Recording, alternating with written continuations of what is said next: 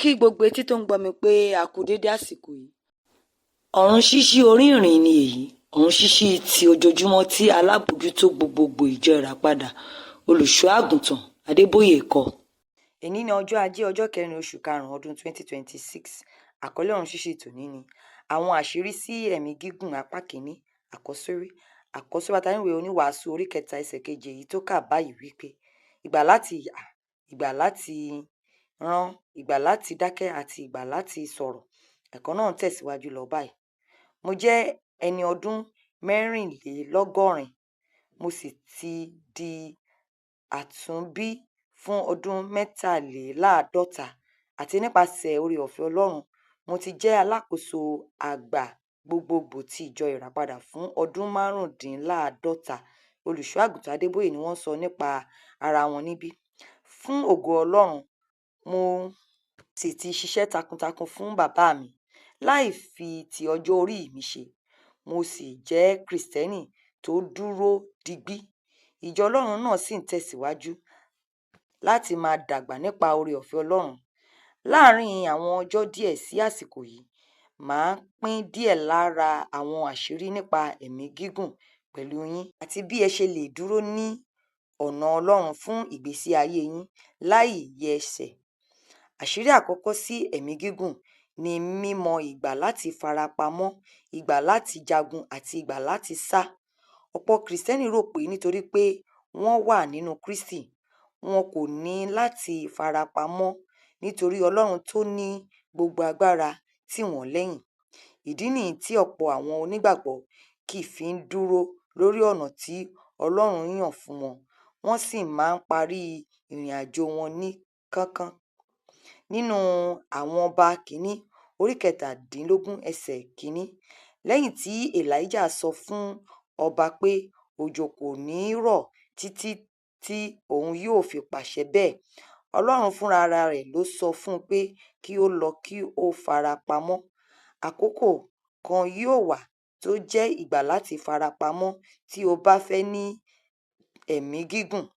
Èlíjà ti fi ara rẹ̀ hàn gẹ́gẹ́ bí ẹnìkan ṣoṣo tó lè mú òjò dúró. Bẹ́ẹ̀ ni mo gbàgbọ́ pé ó ní láti dojúkọ ọ̀pọ̀ ìpèníjà láti mú kí òjò náà rọ̀ padà. Nítorí náà, dípò kó dojúkọ ìpalára yìí, ó lọ farapamọ́. Nígbàkúùgbà tí o bá mọ̀ pé ìpèníjà ń bọ̀ lórí rẹ láti sọ àwọn ọ̀rọ̀ kan tàbí ṣe ìṣe kan ní kánkán láìsí ìtọ́ni kedere látọ̀dọ̀ Ọlọ́run, ó yẹ kí o farapamọ́. Fún àpẹẹrẹ, bó tilẹ̀ jẹ́ pé mo máa ń ní ìpèníjà púpọ̀ láti sọ̀rọ̀ ṣáájú ìdìbò ní Nàìjíríà tàbí nípa nǹkan nígbà pàtàkì kan tó bá ṣẹlẹ̀, mo máa ń dákẹ́ tí Ọlọ́run kò bá fi sọ̀rọ̀. Olùṣọ́ àgùntàn Adébóyè ni wọ́n ń tẹ̀síwájú nípa ìrírí wọn níbí. Èyí ló fi jẹ́ pé àwọn ènìyàn sì fẹ́ gbọ́ ohun tí mo máa ń sọ lẹ́yìn gbogbo àwọn ọdún wọ̀nyí nítorí wọ́n mọ̀ pé yóò jẹ́ ọ̀rọ̀ láti ọ̀dọ̀ Ọlọ́run. Ìgbà mìíràn tí ó yẹ kí o farapamọ́ ni nígbà tí àwọn ará nínú Kristi bá fẹ́ bá ọ jagun. Ọlọ́run kò fi ọwọ́ sí kí àwọn Krìstẹ́nì máa bá ara wọn jà. Dípò bẹ́ẹ̀, ó yẹ kí a máa fẹ́ràn ara wa. Èyí ló yà wá sọ́tọ̀ kúrò lọ́dọ̀ àwọn aláìgbàgbọ́ bí a ṣe rí nínú ìwé Jòhánù orí 13 ẹsẹ̀ 24 dé 35. Nítorí náà, láti má ba a jà pẹ̀lú àwọn arákùnrin tàbí arákùnrin tí wọ́n fẹ́ dá ìjà sílẹ̀, máa ṣọ́ra, má dá wọn lóhùn. Dípò bẹ́ẹ̀, lọ kí o farapamọ́, kí Ọlọ́run fún ọ ní ọgbọ́n láti farapamọ́ nígbà tí ó yẹ kí o ṣe bẹ́ẹ̀ kí o lè dúró lórí ọ̀nà rẹ̀, kí o sì lè parí ìfẹ́ pípé rẹ̀ nínú ìgbésí ayé rẹ. Ka Oníwàásù orí 3 ẹsẹ̀ 1 dé 8. Bíbélì ní ọdún kan. Kíróníkà kìíní orí 17 dé 19. Kókó àdúrà.